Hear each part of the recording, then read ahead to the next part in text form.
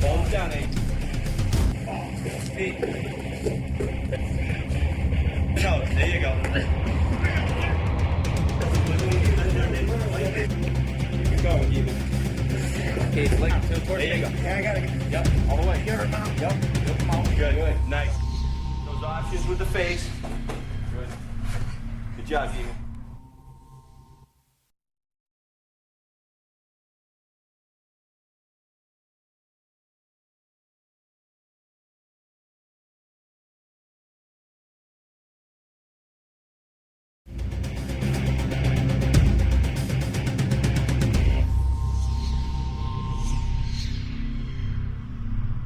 My name is Eric Murray. I'm 37 years old. I've been a police officer for the past 17 years. I've been a state trooper for the past little over 13 years. I'm a law enforcement trainer, specifically in the areas of defensive tactics, arrest and control, as well as numerous other areas, to include being a SWAT officer. The philosophy of ground fighting is that 95% of all fights are taken to the ground, and though we may be exposed to some basic ground fighting at the academy and some techniques, we're not ever drilled in it. There's never enough time to drill, and that's something incumbent upon every police officer to do. When I first got involved with ground fighting, my training partner showed me just how out of shape I was, and I felt helpless, and there's nothing worse than feeling helpless. The get into it or fight out of it philosophy is just that. If you're going to get into the fight, get into it 100%. And that means put the person down, get him into submission, and then put the handcuffs on him. Nearly every encounter, physical encounter that's taken place between a suspect and a police officer has ended on the ground because the suspect has to be handcuffed. If he's compliant, then he can be handcuffed standing up. If a suspect is not compliant, which is the whole premise for this training, the fight's going to the ground. Most of us, from time we were little kids, learned to fight standing up. If you haven't been exposed to that, very uncomfortable once the fight goes to the ground because your balance, your leverage that you once had standing up now no longer exists. Every day you don't work out, a criminal does. And that's one more day he has an advantage over you. That doesn't necessarily mean that you have to train 100% every day, but you have to do something physical every day, whether it be to increase your cardiovascular endurance or your flexibility or your absolute or dynamic strength or your technique. You have to do something every day because every day you don't, your opponent will.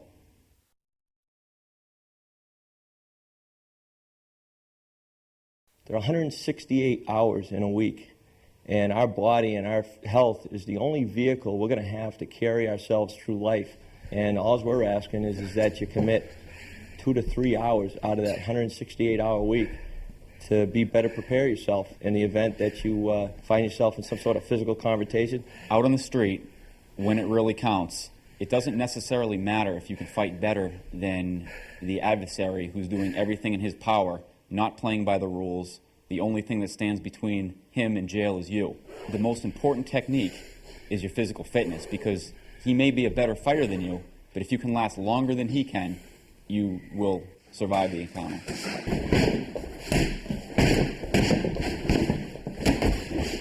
A couple different elements of fitness are dynamic strength, stretching, cardiovascular, skills enhancement, muscle memory development. Well, we're not training to be Olympic athletes, but yet sometimes we're asked to perform at Olympic athlete level. You have to adopt a healthy lifestyle and commit to fitness so that you can stay in a healthy career.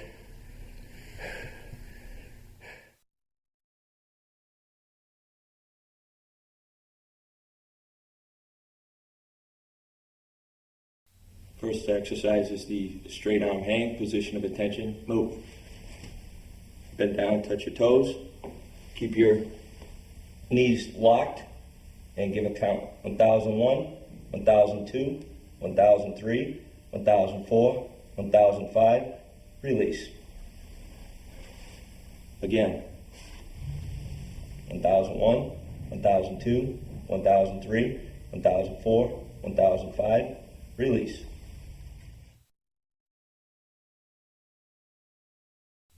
Wide stance squat, move. Hands on your hips. Starting to your left. Ready, move. 1001, 1002, 1003, 1004, 1005. To the center. 1001, 1002, 1003, 1004, 1005. To the right. 1001, 1002, 1003, 1004, 1005. And up.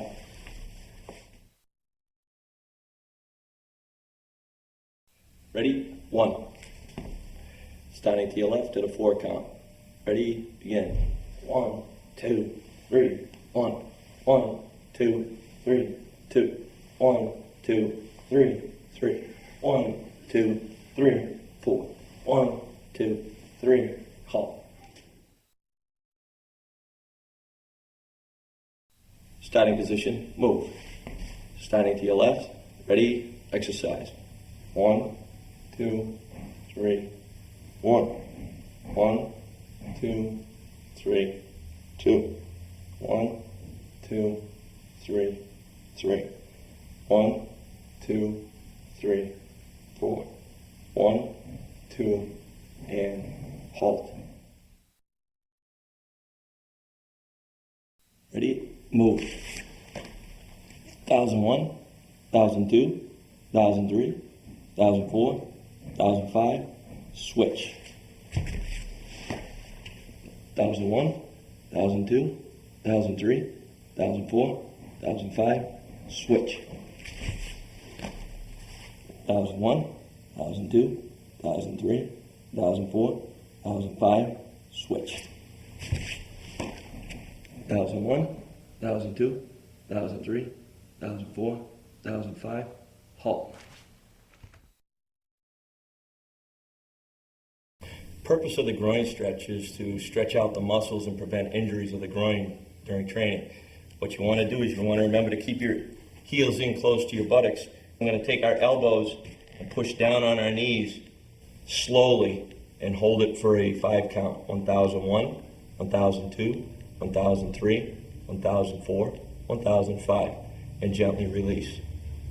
And again, stretch. 1001, 1002, 1003, 1004, 1005, and release. And one more time. Stretch. 1001, 1002, 1003, 1004, 1005, and release. Back in place.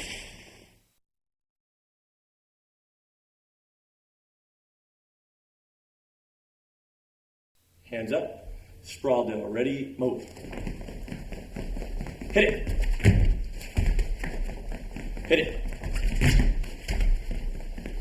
Hit it. Hit it. Hit it. Hit it.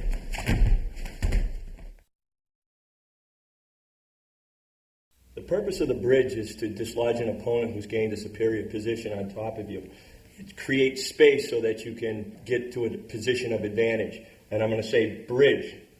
Go ahead and get into the bridge position. What he does is he lifts his hips up, keeping his shoulders planted firmly on the ground, and he has his hands as if he was pushing an opponent off of him. His feet are planted firmly to the ground for a good solid base. As the technique develops in the bridge, our objective is to get the opponent off of us. As you can see, he's thrusting his hips forward, and he's throwing the opponent off to his side to gain superior position. Ready? Begin. 1, 2, 1, 2, 1, 2, 1, 2, 1, 2, 1, 2, 1, 2, 1, 2. The second of the two drills we want to show you that'll create space and help you escape from a dominant position is called a knee-elbow drill. What he does is he creates space utilizing his knees into his elbows, and that'll help him gain position to escape from the dominant mount. Ready? Oh. Ready? 2. Ready? Ready? 2. Ready? Ready? 2. Ready? 1. Ready? 2. Ready? 1. Ready? 2. Ready? 1. Ready? 2. Halt. If the opponent is larger than you are, you may have to use a combination of techniques such as the bridge roll or the knee elbow to escape.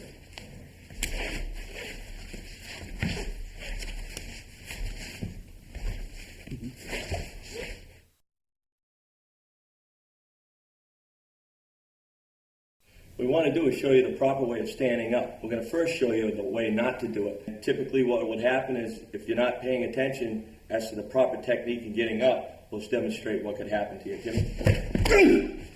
And as you can see, you can be thrown to your back. The proper way of getting up is to create space. He gets up to his side. Notice his gun side, his strong side is to the ground and away from the adversary. He's going to get up as I move in. He's going to get up and strike, utilizing his foot into my knee area. The officer will roll to his side, keeping his gun side down and away from the opponent. He comes off and keeps his body weight off the ground. He can facilitate a kick to keep the opponent back. At this point, you take that same kicking leg, reaching as far back as you can to create the appropriate distance and stand up.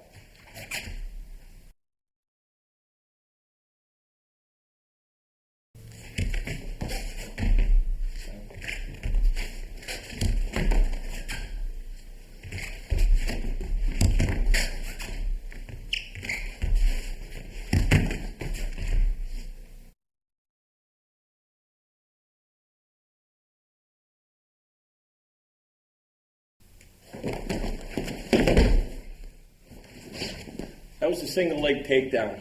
First and foremost, your officers have to consider your web gear and the equipment that you carry. Your PR-24 and your capstone options are the first tools of choice. But if you find yourself wanting to utilize this technique or there are no other options, this is a basic technique to help you do that. The officer will start off the proper distance. If you extend your arm and fingertips out, it's just beyond the reach of your opponent. That's the proper distance to start. From the basic interview position, you step your front foot in, at least even with your opponent's front foot, and your back foot will come in so you're in a solid squatter stance, like this. Both hands will reach around your opponent's front leg, bring the leg up to your chest. From there, your front foot steps in and you twist, bringing your opponent to the ground.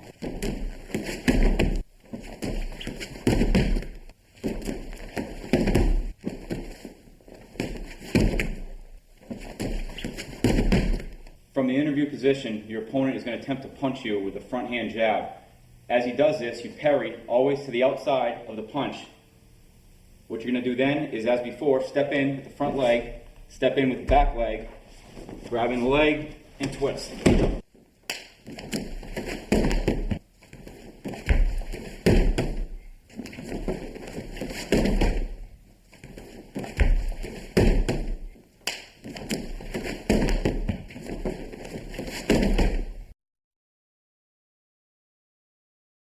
The initial two steps are the exact same as the single leg takedown. You step in with the front foot, at least even with your opponent's front foot. You step in with your back foot, establishing a solid base. The difference is this time, when you bend down, not at the waist, but at the hips, you bend down and grab behind both your opponent's knees. What you're going to do is bump up with your shoulder and pick up with your hands, taking your opponent to the ground.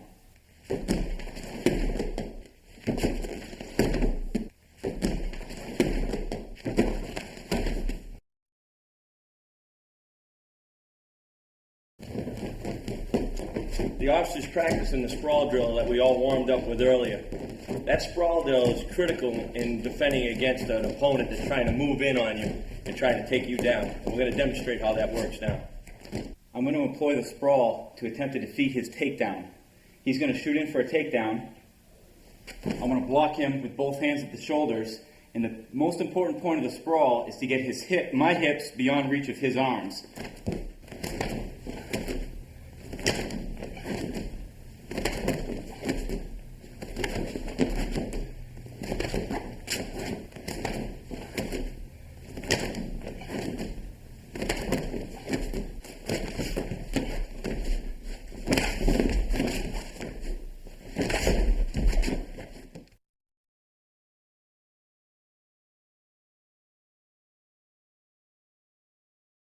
There are three basic positions you need to be familiar with in this program. Those positions are the mount, the side control, and the guard position. The first is the mount. The objective of the mount is to gain total control over your opponent. This is done by both of your legs over your opponent's legs.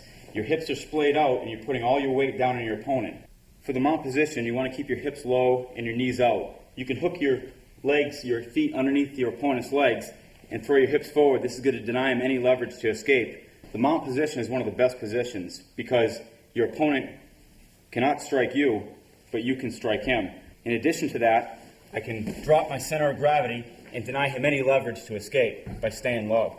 I can also deny a leverage by picking up on the head and or an arm. It's a very dominant position.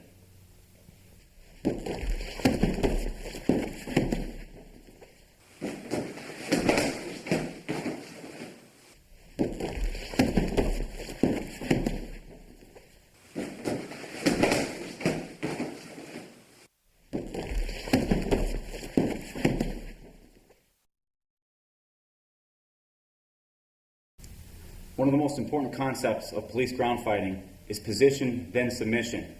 You want to make sure that you establish a dominant position and the hold is secure so that your submission will be effective. Once you've established a dominant position, this one being the mount, there are several submission moves you can use to finish your opponent. The first one is referred to as the high key lock. This is done by putting your weight into your opponent and splaying your hips out. You grab opposite wrist, no thumb. Drive your opponent's wrist to the ground. You're going to brace your elbow against your opponent's head, making a 90-degree bend in your opponent's arm. From there, you reach under his arm and grab your own wrist in a figure 4 grip. From there, hips out, you're going to drag your opponent's wrist down towards his hip, picking up on his elbows until he taps.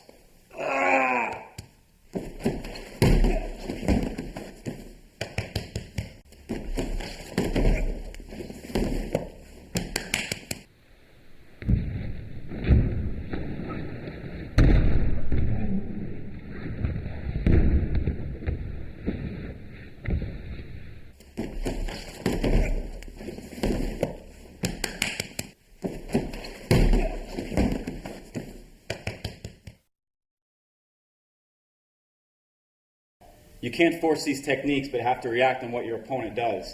If your opponent pushes up on your chest in a bench pressing motion, the straight arm bar is done like this. You trap his arm, push up and put weight on his chest to keep him down.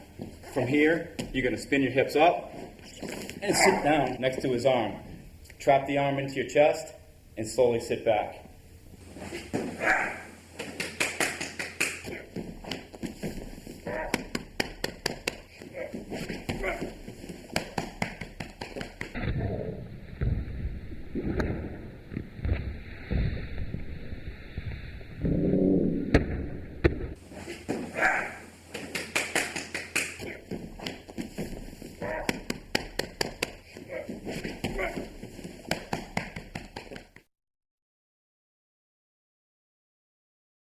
The next position is a shoulder lock. This is done when your opponent attempts to choke you. Parry his arm to the outside and drop your weight, putting your left hand under your opponent's head. That hand goes in your own bicep, and your right hand goes behind your head. At this point, you're going to cinch down, drop your weight until your opponent taps.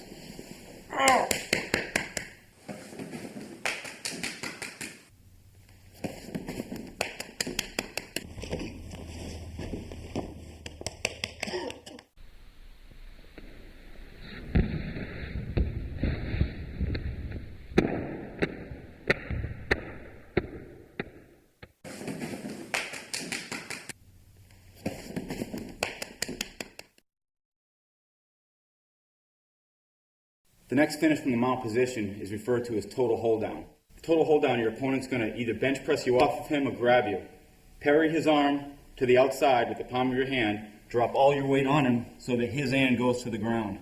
Reach that same hand under and grab his wrist, pulling it in tight to his chin. From here, you're going to sit up and onto your opponent's hips. Now, you could tap him out from here or apply the get into it or fight out of it theory. I can tap him out or fight out of it and go to an alternative weapon, such as my capstone.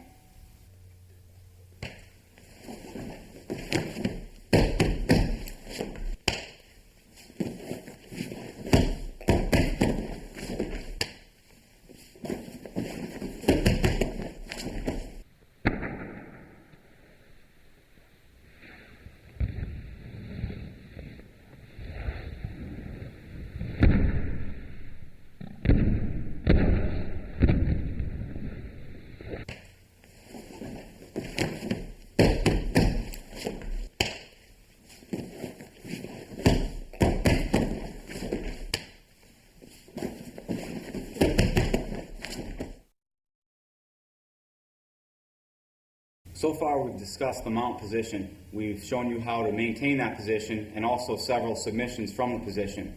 It's also important to remember that if the police officer is fighting a person with ground fighting experience, he may find himself in the mount position and he'll have to know how to escape.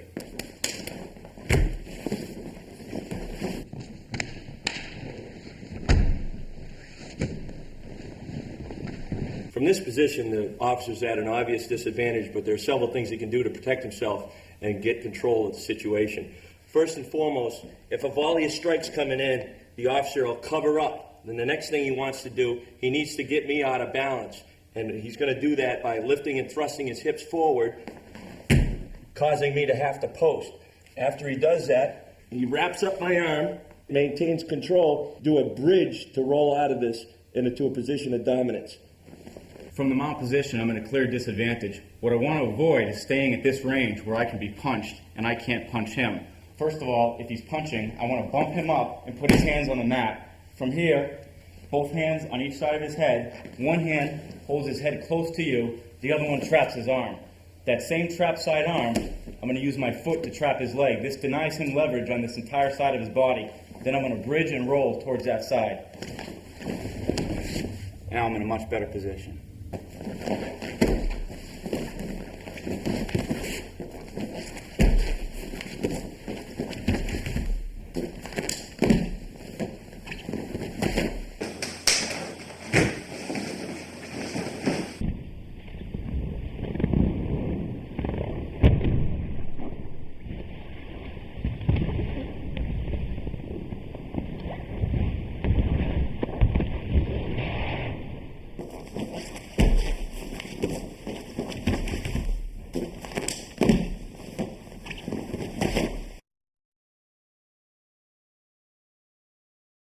The next position we're going to show you is the side mount control. What we're going to illustrate is how to maintain the proper side mount position, different submissions from that position, and how to escape the position. For a proper side mount, you want your chest to the opponent's chest. You want to take your weight off of your knees, and you want your weight on the balls of your feet with your legs out wide. You want to pick up on your opponent's arm to deny him any leverage. So, chest to chest, weight out, feet wide, pick up on his arm to deny him leverage. It's a proper side mount.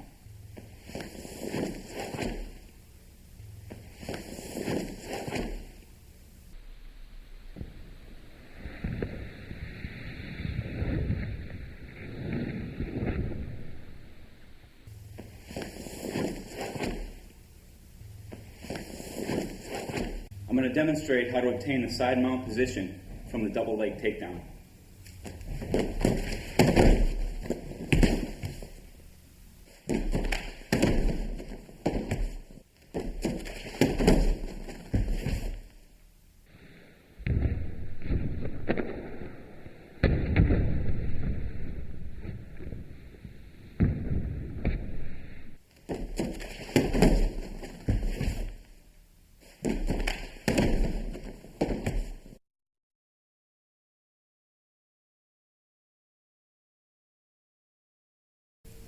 The first technique we're going to discuss from the side mount is the high coil armbar. The high coil armbar is done the same as you would if you were in the mount position. However, because you're in the side mount, it's much more stable. The first thing you're going to do is grab your opponent's opposite hand, palm down, no thumb. You're going to drive that hand to the ground and wedge your elbow into the opponent's neck as a brace. Next, you're going to reach underneath your opponent's arm, grabbing your own wrist, making a figure four. Utilize the advantage of the side mount position. Splay your weight out and put all the possible weight on your opponent. From here, you're going to drag your opponent's knuckles on the ground towards his hip and lift up on his elbow until he taps.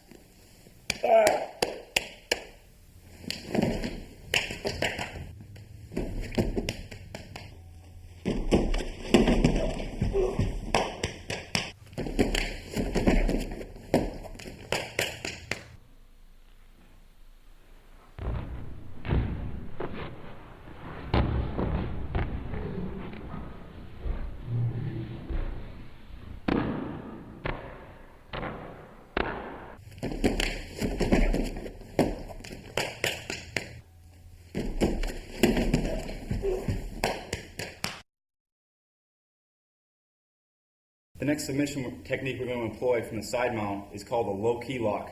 All these submission techniques are dependent on the dynamics of the fight and where your opponent's body position is. For this one, anytime his arm is bent towards his hip, you're going to trap the arm, no thumb, palm down, and drive his arm to the ground. You're going to wedge your elbow into his side, creating a 90-degree bend in your opponent's arm. You reach underneath and grab your own wrist in a figure 4 grip. At this point, you switch your base towards your opponent's head. Trapping his hand against the ground, you lever up on his shoulder until he taps.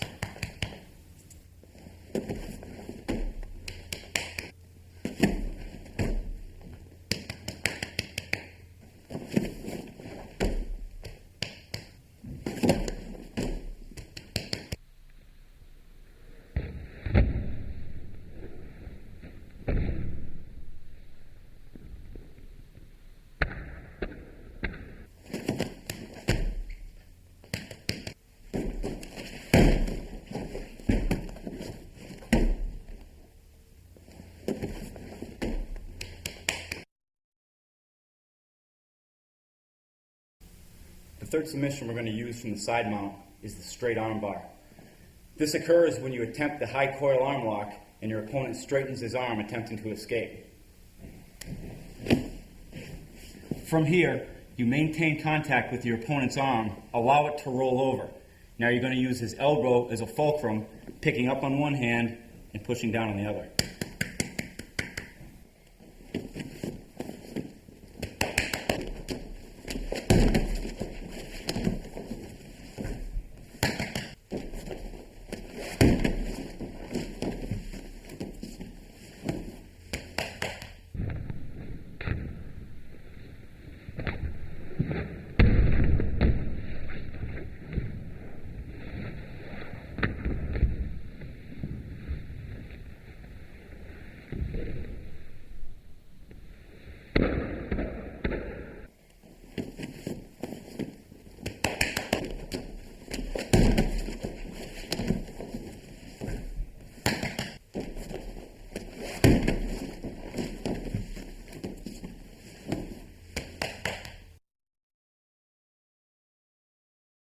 The next submission is an arm bar executed from the modified scarf hold position. From the regular side control, you're going to transition to the scarf hold and execute your arm bar. From our side control position, we switch our base, grab the opponent by the elbow, and pick up. Put your arm behind his head and keep his head off the ground. From here, take his arm, place it over your leg using his elbow again as a fulcrum. Place your other leg over his wrist, pick up on his head, and scissor his legs.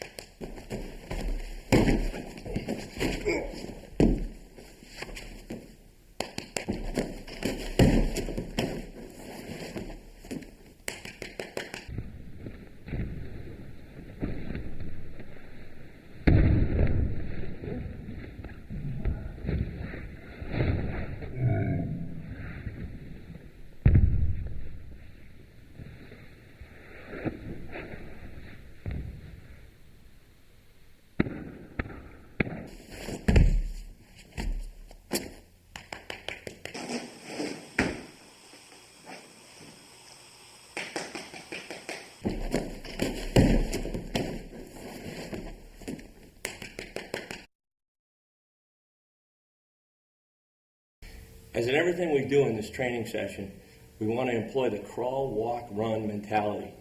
We started to crawl in our learning as we developed our techniques in our warm-up practice sessions.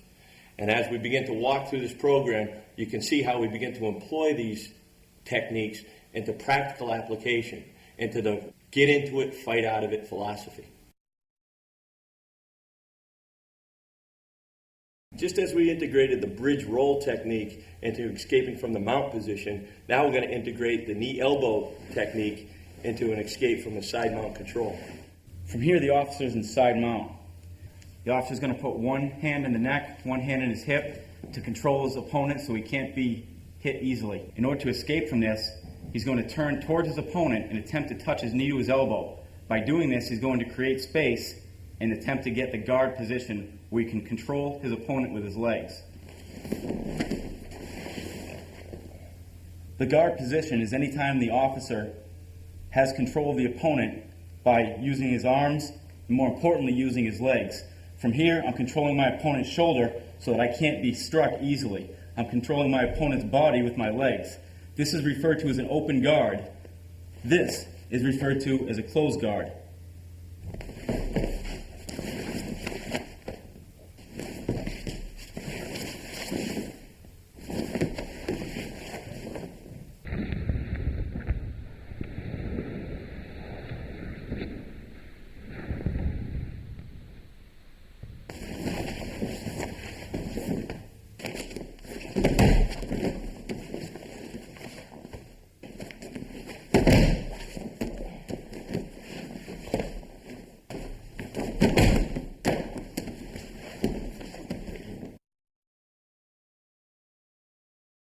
If you attempt the submission and it fails, your next option is to fight out of the position and back up to your feet. From the side mount, we're going to utilize strikes. From this position here, we can utilize elbow strikes to the head and the body, or knee strikes to the head and the body, and then fight out of the position. The next position we're going to talk about is the guard position. This is a position when the officer may have found himself on his back, and it's actually a very good defensive position. The guard could be advantageous when the officer is thrown to the ground because he's going to utilize his legs to either keep his opponent far away or so close that he can't be injured. From the guard position, there are numerous submissions and/or reversals. I just knocked the officer to the ground, and in this position, I'm on top of him, and his legs are wrapped around the outside of me. With the guard, it's all based on distance. Either I want to push the opponent far away so he can't hit me, or I want to bring him so close that he can't hit me. This position here is referred to as the open guard, where I can use my feet to strike or to keep the opponent back.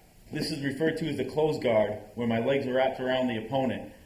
The position here, I can either push the opponent away so I'm too far away to be hit, or bring him so close that I can't be hit.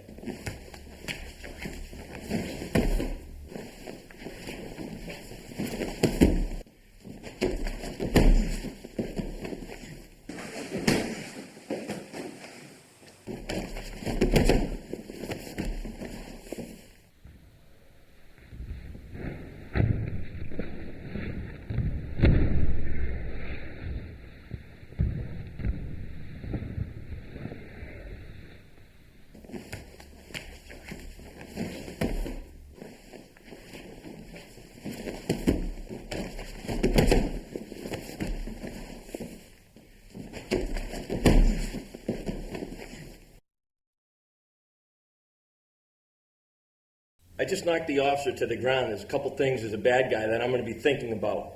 Number one, trying to overpower him. Number two, trying to escape. Or number three, taking his weapon away. So what I'm going to do is I'm going to focus my efforts down on his right-hand side. First thing the officer wants to do, utilizing the same hand, no thumb grip, take his wrist and hold it into the holster so he can't remove it. Next, you're going to want to sit up, shoulder to shoulder. From there, you want to reach that same arm underneath his arm and grab your own wrist, making a figure four grip. You want to maintain a 90-degree bend in his elbow and keep pressure down so that he can't get the weapon out of the holster. Next, you're going to throw your leg up over the opponent's back so he can't escape the position. From here, you're going to lay back and then put the palm to the ceiling, maintaining a 90-degree bend in his arm.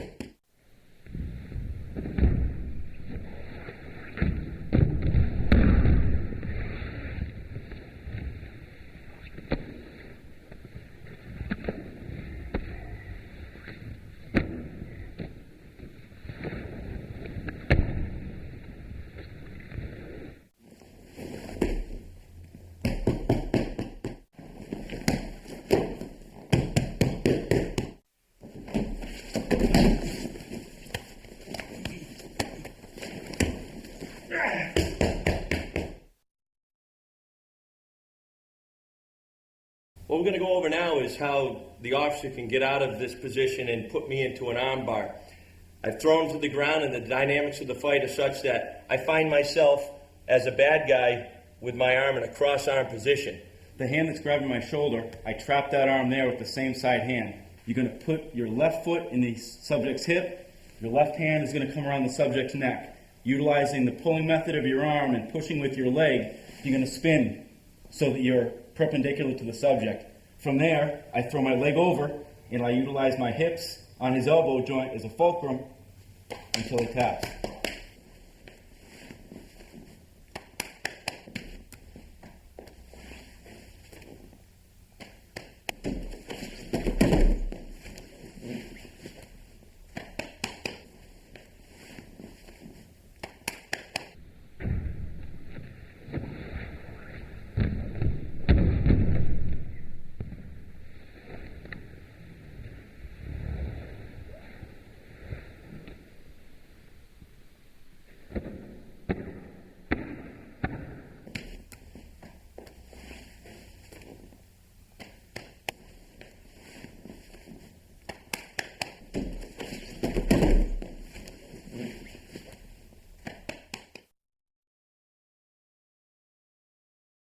Next position I'm going to show you is the officer's down on the ground. I'm the bad guy, and I'm going to try to pass his guard position by trying to pass his leg over so I can get side mount control. Whenever anybody's trying to pass your guard by reaching underneath your leg, trap their other hand here at your chest. Other hand grabs behind the neck and pulls him closer to you. Take the leg that he's trying to pass, throw it over the back of his neck. It has to be parallel to the ground.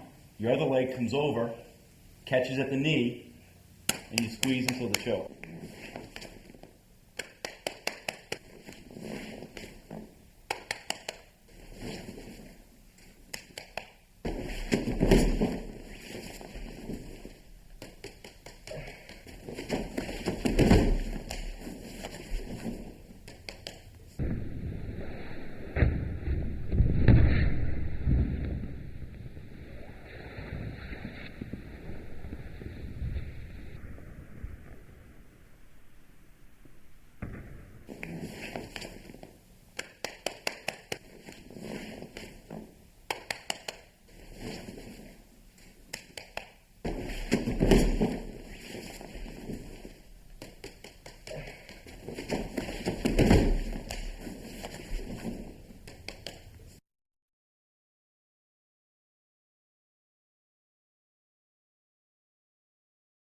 The other positions we showed you, the officer was able to submit from the guard position. Now what he's going to do is he's going to do a reversal and get a position of dominance. From here, the bad guy has both his knees on the ground. So what I want to do is trap at least one side arm and trap his head so that he can't back away. I'm going to do a knee elbow towards the trapped arm, placing my foot on his knee. I'm going to extend my knee out and take the mount position.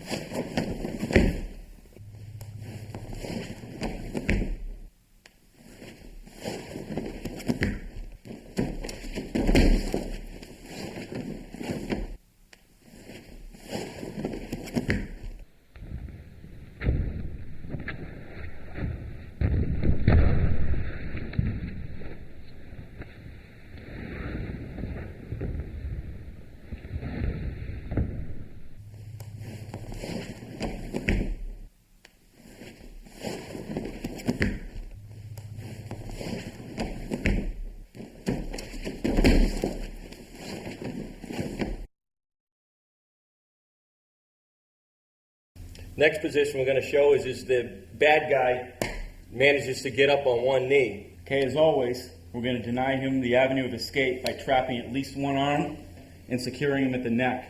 What you're going to do then is turn to your side in a knee elbow type of position. What happens next is you're going to brace his knee with your lower leg, and your other leg is going to go across his abdomen. Using a scissoring technique, you're going to take the mount.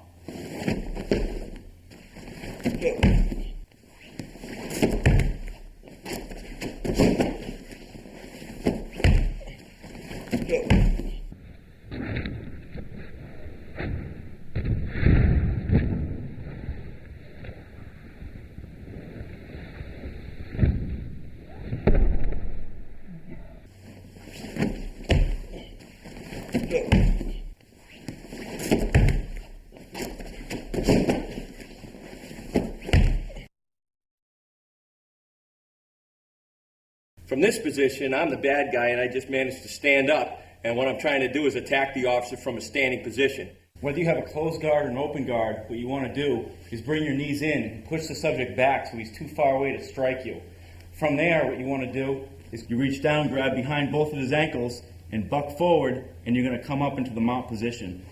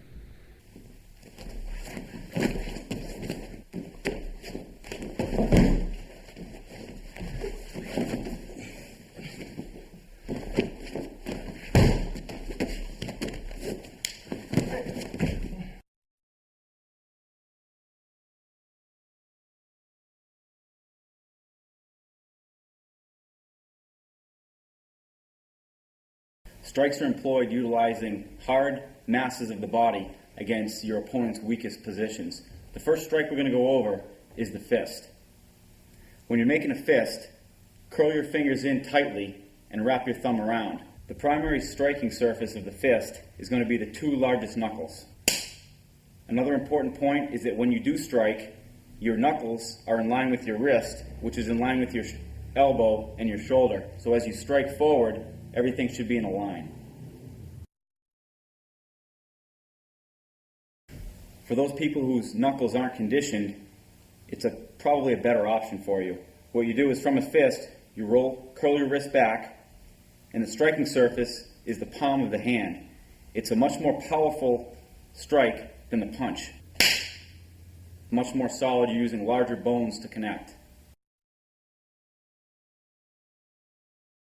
The elbow strike is possibly the most powerful strike executed by the arms. The reason for that is that it's the strike where the impact area is closest to the center of your body.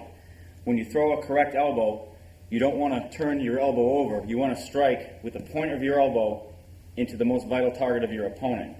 You want to use your hips and your shoulders in delivering the elbow strike.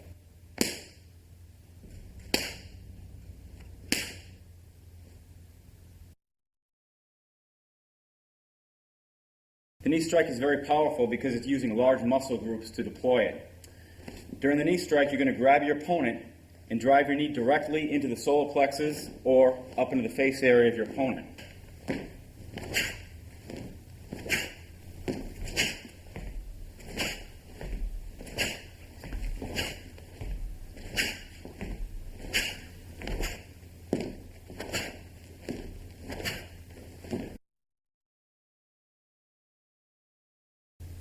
Been shown how to properly make a fist. Now I'm going to show you how to properly execute a punch. You can see the officer's in a basic interview position with his hands up. That's a good defensive position to be in. What we want to do is we want to now drill the movement so to create muscle memory.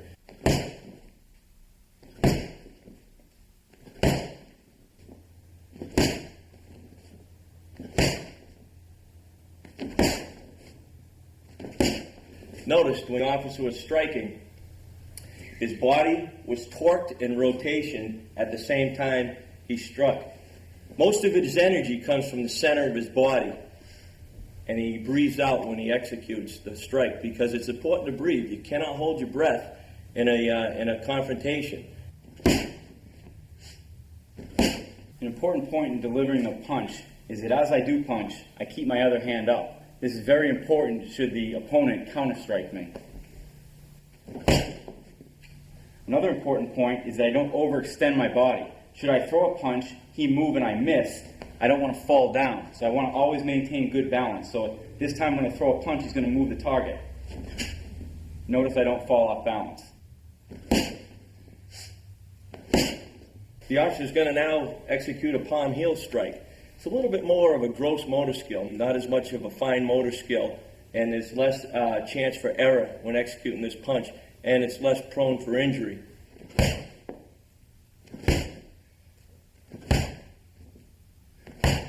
As his training partner, I want to make sure that he knows his strikes are going to be effective. If he's not hitting it solid and it doesn't come across that way on the pad, I want to let him know that. So it's just as important for me to relay that to him as it is for him to execute that. And my responsibility is to make sure that his strikes are effective and that I'm feeling on the bag. Good. Good. Good. Good. If your hands are unconditioned, your knuckles could possibly become injured. With the palm heel strike, utilizing a much stronger striking surface, so an untrained hand is less likely to be injured.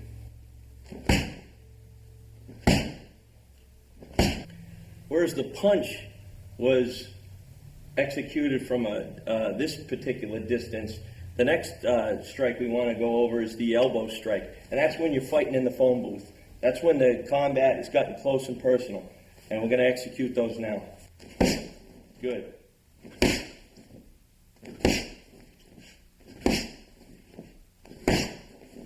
As with every strike, and particularly the elbow strike, is dependent upon good foundation.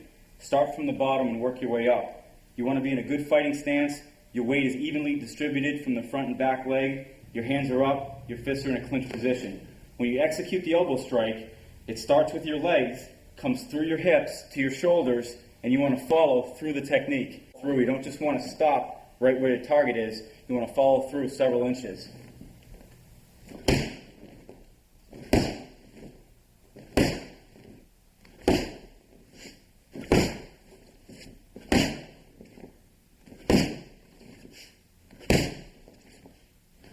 Now what we're going to do is we want to drill the knee strikes. The proper way to execute the knee, the most effective way, is to grab onto your opponent. Try not to interlock your fingers because you don't want to get stuck there. If you have to disengage, you can easily do it. You want to wrap around the opponent's neck. You want to drive the knee up and straight into your opponent. And then you want to disengage.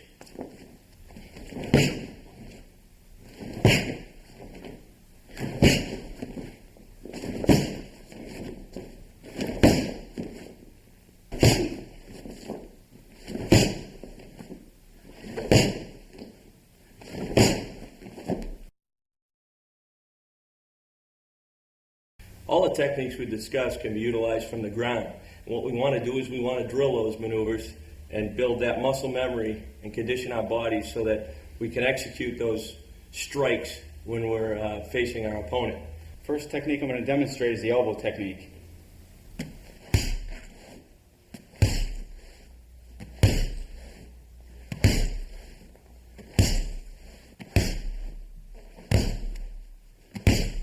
Some key things you want to remember is that you don't want to just train one side of the body. You want to train both sides of the body and not just get good with your right side or your left side. You want to be ambidextrous.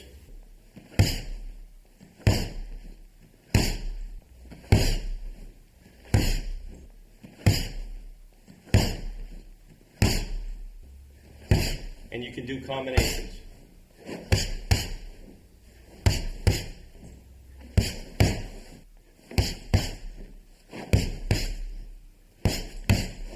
From the side mount position on the heavy bag, my partner is going to demonstrate how he can utilize his knees to strike the opponent's side or use his elbows to strike the opponent's head.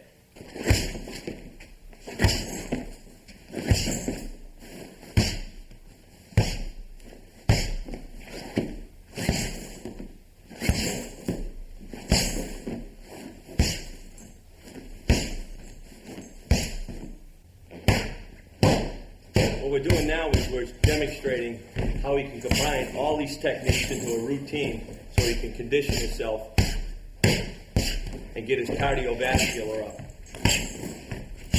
He's switching from mount position to side control, utilizing all the strikes that that we've shown you.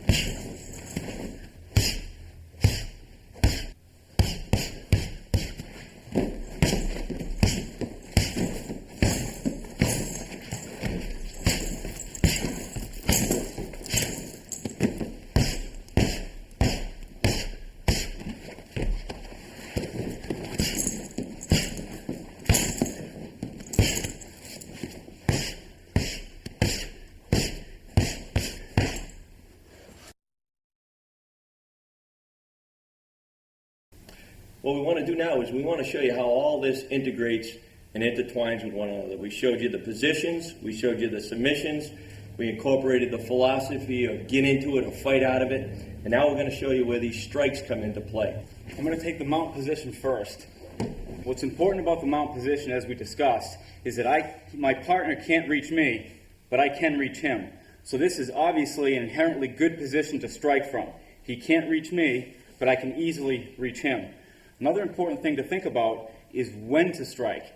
I don't necessarily want to put him on the ground and flail away. Number one, I could break my fist. Number two, it's very difficult to knock out a person with a perfect punch. He's slippery, he's sweaty, I'm going to miss, I may miss, and he'll be able to throw me off position. The reason I want to strike is to force him to either roll over and expose his back or let me go to a more dominant position, or he's going to expose himself to a submission. So as I'm fighting, he may bring his hands to his face, and this is going to give me an opportunity to finish him.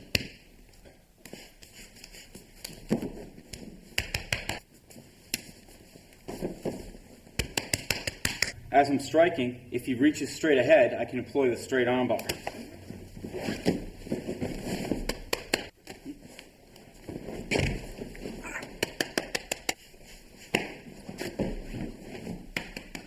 Okay, again, we're going to discuss the strikes from the side mount position. As I'm down on the opponent, I can utilize my elbow to strike his head. I can strike his abdomen. I can utilize my knees to strike into his lower body, or my high knee to strike into his head. What's important to remember is that this is an extremely dominant position. For a second, he's going to attempt to flail out and dislodge me, and all I have to do is pick up to deny him leverage, and I can continue to strike until a position opens.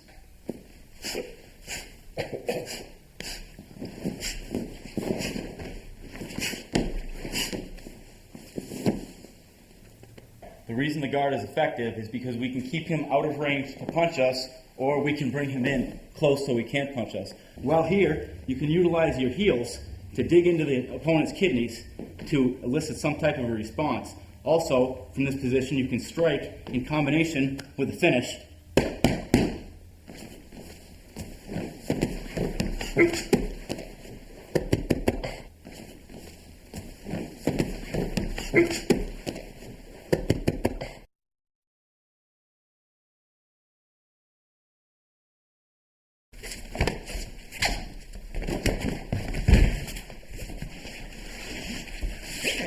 This is really the way to train. You have to train hard enough so that it's realistic, but not hard enough that you're going to get hurt. In this particular drill, what we're trying to do is get our cardiovascular up.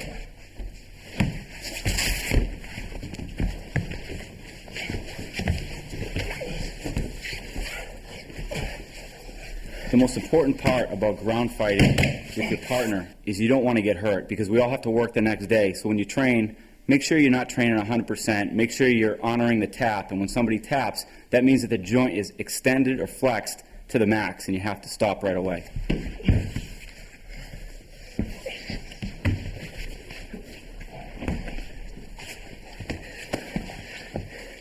We want to train not in the red zone, but we want to get out of our comfort zone and get our blood and our heart rate going up, so that if we find ourselves in a confrontation, we're not unprepared for it, if you will.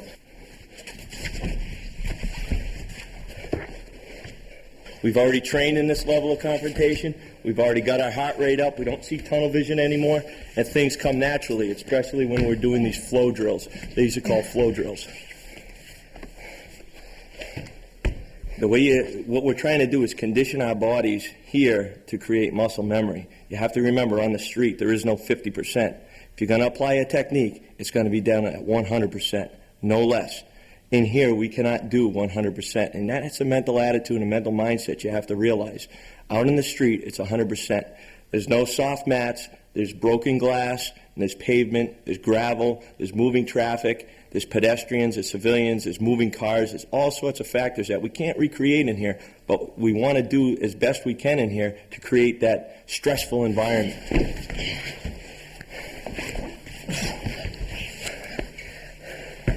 The fundamentals that we already discussed today was establishing the position such as the mount and escape from the position such as the mount, where he's going to bump up, trap one side, bridge and roll.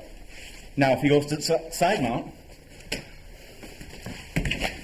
instead of the bridge and roll technique, as we learned today, we're going to do the knee elbow technique, where you bump up, create space, in this space, knee out to guard. From the guard position, we know that I can employ reversals, such as the double heel trip,